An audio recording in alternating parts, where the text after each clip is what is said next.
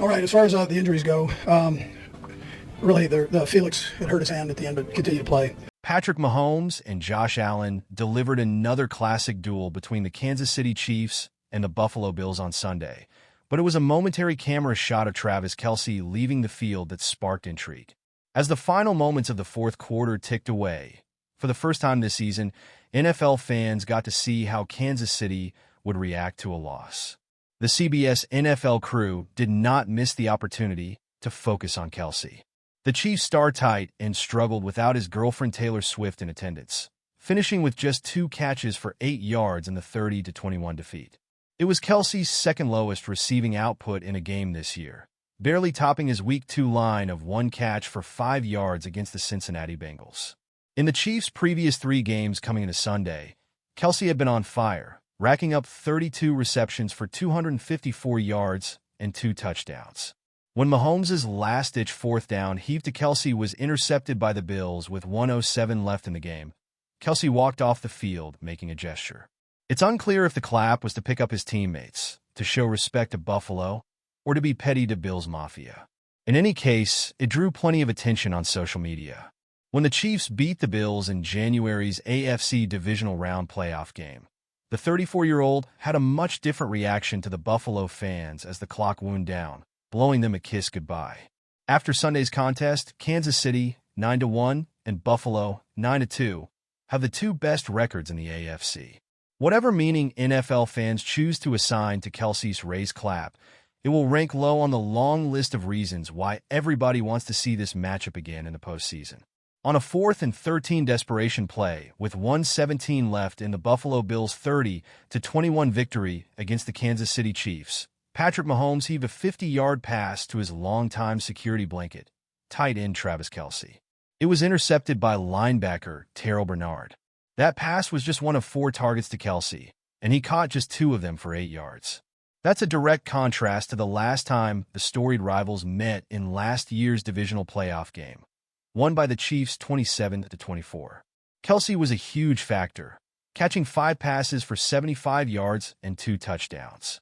He also scored the game-winning touchdown in the classic overtime divisional playoff game to cap the 2021 season, in which the Chiefs recorded a game-tying field goal despite getting the ball with just 15 seconds to play. Much has been made of the potential demise of the 35-year-old Kelce, perhaps the best to ever play tight end. He got off to a slow start this year, and some have frivolously suggested that his relationship with Taylor Swift had distracted him. Worthy and Noah had good days, Chiefs head coach Andy Reid said. Worthy will learn from the one on the sideline. More than anything the Bills did in coverage, it seemed it was a disciplined Bills pass rush that thwarted the Chiefs' passing game. Meanwhile, the Chiefs never sacked Josh Allen.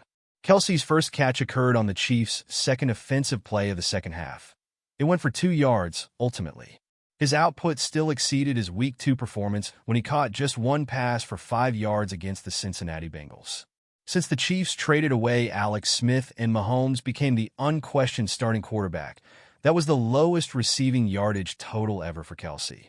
The 9-time Pro Bowler, though, will be a first-ballot Hall of Famer and has more consecutive 1,000-yard receiving seasons, 7, than any tight end in NFL history. That's why the Chiefs rewarded him with a restructured contract in August that added 2 years and $34.25 million to the 2 years remaining on his old deal. He now has $17 million in fully guaranteed money in 2024 and is signed through 2027 when he'll be 38. Kelce's average annual value, AV, of $17.125 million makes him the highest-paid tight end for the first time in his career, and with 36 catches for 448 yards and 4 touchdowns against Buffalo during his career, he's been a key figure in the Bills' rivalry. Sunday's game represented the 8th time the Chiefs and Bills have faced off in the last 5 years. The Bills now have won the last 4 regular season matches. It's hard for us to beat them in the regular season, Chiefs defensive lineman Chris Jones lamented during the week. But the Chiefs have won the more important postseason contests in the Mahomes-Allen era. Kansas City is 3-0 against the Bills in the playoffs, and with the Chiefs at 9-1 and the Bills at 9-2, a 4th installment could very well ensue in January. That's a really good football team, Mahomes said, that we'll probably see again. Life comes at you fast in the NFL, unless your franchise is the Kansas City Chiefs. It took the back-to-back Super Bowl champions over 300 days to finally drop a game, serving as a testament to one of the sport's more impressive regular season and playoff winning streaks in the past handful of years. While an individual loss won't alter the entire season for 9-1 Kansas City, the context of it does at least raise an eyebrow. Down at starting running back and multiple key wide receivers, the Chiefs' offense couldn't quite hang with that of the Buffalo Bills. On the defensive side of the ball, Steve Spagnuolo's unit broke after bending in recent weeks. Still, though, it's important to remember that the champs didn't play to their ceiling. That's what quarterback Patrick Mahomes is taking away from Week 11. Kansas City's quest for a perfect season is now over, but Andy Reid's team has bigger things in mind. Yeah, you can use it as fuel, Mahomes said. I mean, like I said, that's a good football team, so nothing to hang your head on, losing to them. We feel like we can play better, so we'll get back to work and try to use this as a spark so we can be a better football team.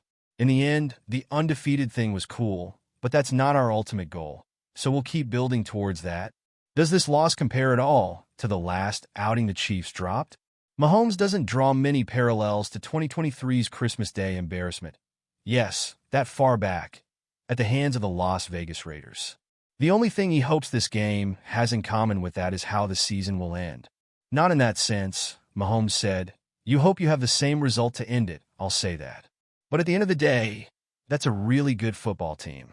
It's going to take your best football to beat great football teams, and we didn't play our best football today, and they went out and beat us. That's just how it rolls in the NFL. All the respect to them. That's going to be a good football team that we'll probably see again. The spark Mahomes mentioned is something the offense seemed to have for a handful of weeks. Even down receivers Marquise, Hollywood Brown, and Rashee Rice, the Chiefs had scored between 26 and 30 points in 4 games in a row from weeks 5 to 9. Last weekend, however, saw the team take a step back and put up a mere 16-point effort against the Denver Broncos and need a game-saving block field goal to stay undefeated. Many assumed that reintroducing Juju Smith-Schuster on offense would help on Sunday, yet things were somewhat stagnant at times. Tight end Noah Gray, who downplayed his 2-touchdown performance in the loss, also embraces the future-focused mentality. Yeah, I don't think we ever put too much stress on that whole aspect, Gray said. We just take it game by game. Buffalo played a tremendous game, tremendous team, but we're really looking forward to next week. We're just going to come back out to practice, be the best possible team that we can in practice, learn from it, look at the film, and move forward, listen to our coaches, play as a team, and ultimately be better for it down the road. Luckily for Kansas City, the next 2 weeks provide favorable matchups. Week 12's opponent, the Carolina Panthers, entered Sunday as the league's worst-scoring defense and its 3rd worst when it comes to yardage. The following Friday, it's a rematch against a 2-8 Raiders squad that has surrendered more points than all but 2 teams. The opportunity for an uptick in efficiency will be there. It all comes down to whether Sunday was a spark or will lead to more of the same. Worthy recorded 4 receptions, tying a career high for 61 yards and a touchdown, also adding 7 rushing yards, all coming in the first quarter. The Chiefs' offensive coaching staff was using him creatively, lining him up in the backfield and putting him in motion before the snap. Then early in the second quarter, Worthy broke wide open and caught a pass down the sideline, but it was ruled incomplete as he was unable to get both feet in bounds. Quarterback Patrick Mahomes took most of the blame for the miscue, appearing to have thrown the ball too close to the sideline, leading Worthy out of bounds. Mahomes was asked after the game if there's a timing issue between himself and Worthy.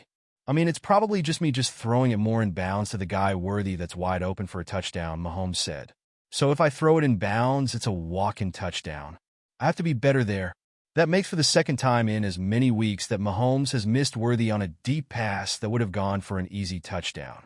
The Chiefs were able to survive that mistake last week in a win over the Denver Broncos, but weren't so lucky this time around.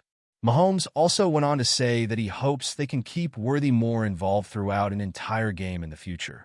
The 1972 Miami Dolphins are celebrating as yet another undefeated team suffered a loss before the Super Bowl.